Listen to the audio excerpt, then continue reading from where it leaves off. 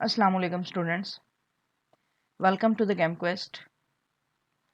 In this series of lecture we will study about chemistry of benzene and this is lecture number 1. Before we go into detail that straight chain structure is ruled out for benzene, इसका मतलब ये है कि straight chain structure benzene के लिए possible नहीं है. इससे पहले हम simplified form में बेंजीन के मतलब पढ़ेंगे कि इसका मॉलिक्यूलर फॉर्मूला क्या है और बेंजीन को किसने डिस्कवर किया.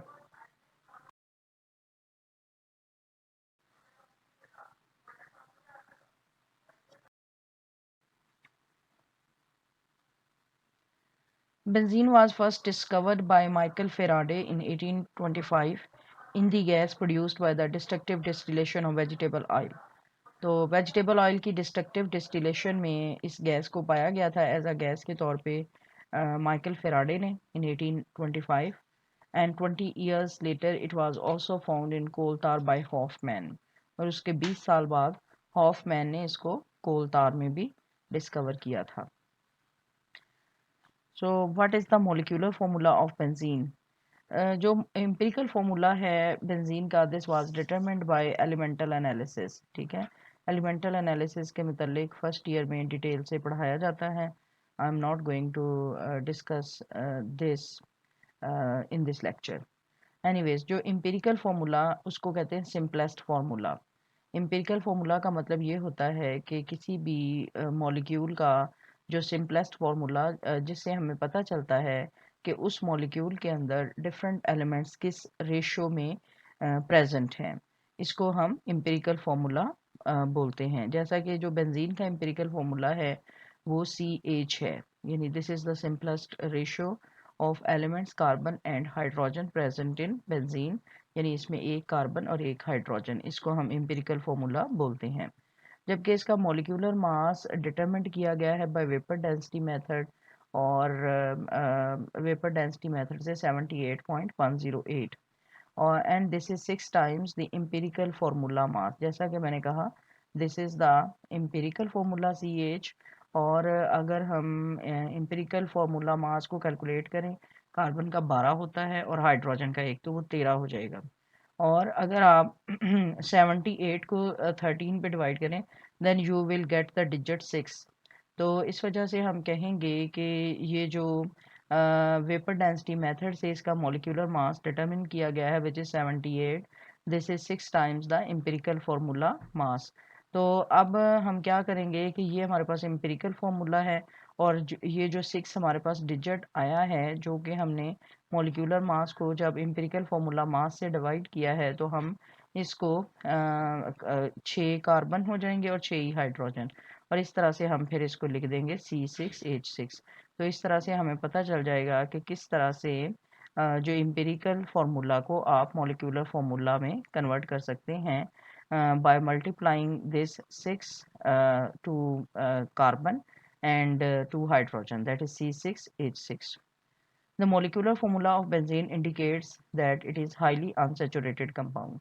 अब C6H6 से हमें ये भी पता चलता है कि ये एक हाईली अनसेचुरेटेड कंपाउंड है, यानी इसमें डबल और ट्रिपल बॉन्ड काफ़ी मिकदार में पाए जाते हैं क्योंकि एक कार्बन के साथ 4 हाइड्रोजन या फिर एक कार्बन 4 सिंगल बॉन्ड बनाता है. तो अगर यहाँ पर आप देख सकते हैं कि 6 कार्बन और 6 ही हाइड्रोजन है, इसका मतलब कि हर कार्बन 6 कार्बन 6 सिंगल बॉन्ड तो चलो हाइड्रोजन के साथ बनाएगा, तो बाकी बॉन्ड ऑब्वियसली डबल और ट्रिपल बॉन्ड होंगे. तो इस मॉलिक्यूलर फॉर्मूले से हमें फिर पता चलता है that this is highly unsaturated compound.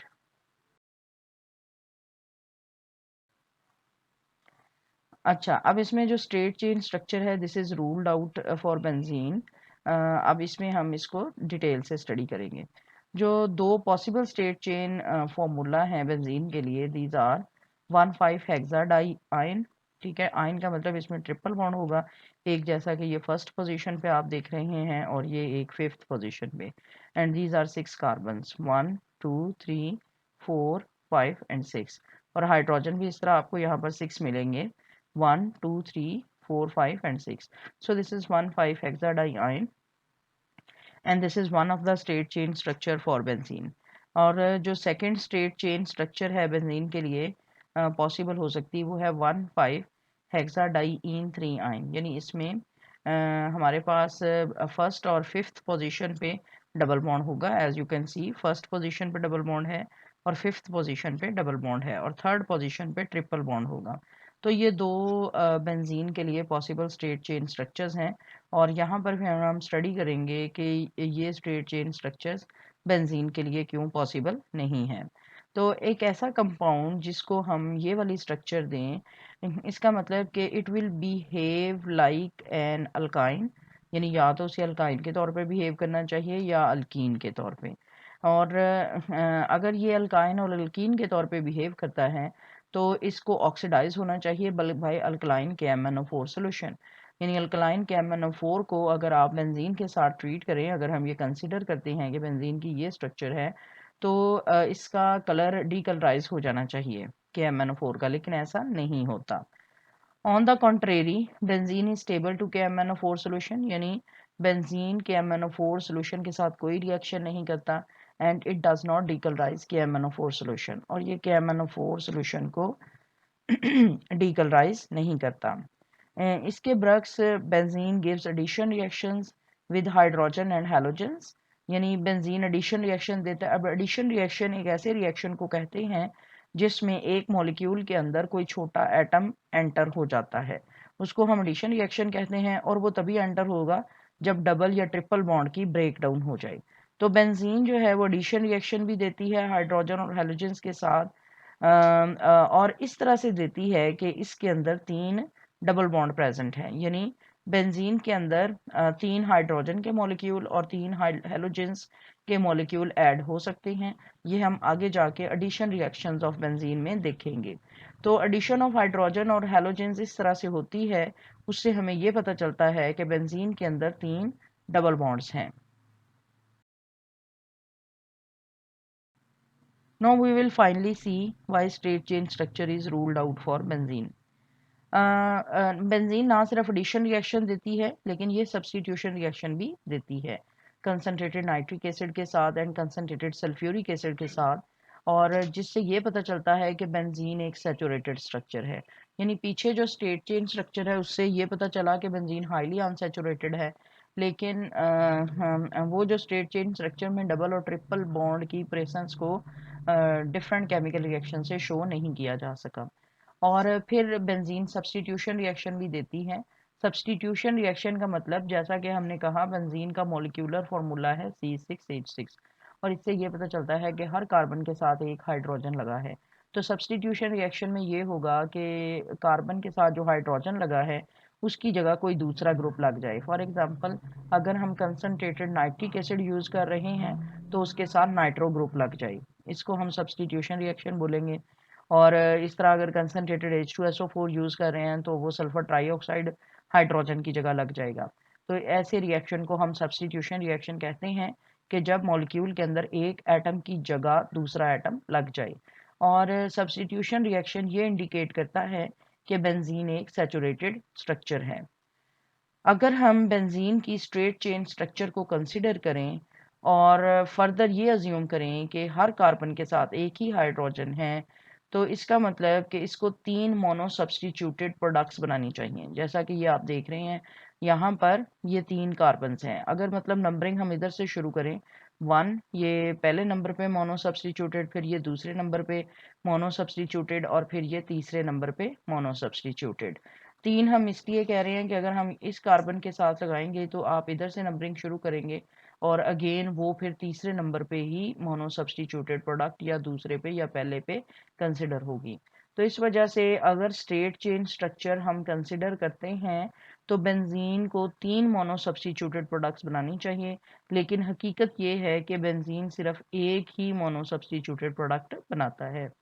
और तीसरा argument why straight chain structure is ruled out for benzene ये है कि जो मॉलिक्यूलर फॉर्मूला है बेंजीन का C6H6, it does not correspond to any of the open chain hydrocarbon. ये किसी भी ओपन चेन हाइड्रोकार्बन के साथ क्रॉस बॉन्ड नहीं करता। ये देखें, ये CnH2n+2 ये अल्केन का मॉलिक्यूलर फॉर्मूला है, ये अल्कीन का है CnH2n, और ये अल्काइन का है CnH2n-2। तो अगर आप इन तीनों में से किसी भी फॉर्मूले को लगाएं, where n is the number of carbon atoms, ठीक है, तो ये फिर उसके ऊपर ये किसी भी जो बेंजीन का मॉलिक्यूलर फॉर्मूला है C6H6, ये इसमें से किसी भी फॉर्मूले के साथ नहीं मिलता, क्रॉसपॉन्ड नहीं करता। It means benzene does not belong to open chain hydrocarbon. तो इसका मतलब है कि बेंजीन जो है उसका ओपन चेन हाइड्रोकार्बन कोई स्ट्रक्चर इसकी हो नहीं सकती, and therefore possibility of straight chain structure, this is ruled out for benzene. Thank you very much for watching this video. If you have understood, do consider subscribing, liking and sharing. As you know, sharing is caring. Allah Hafiz.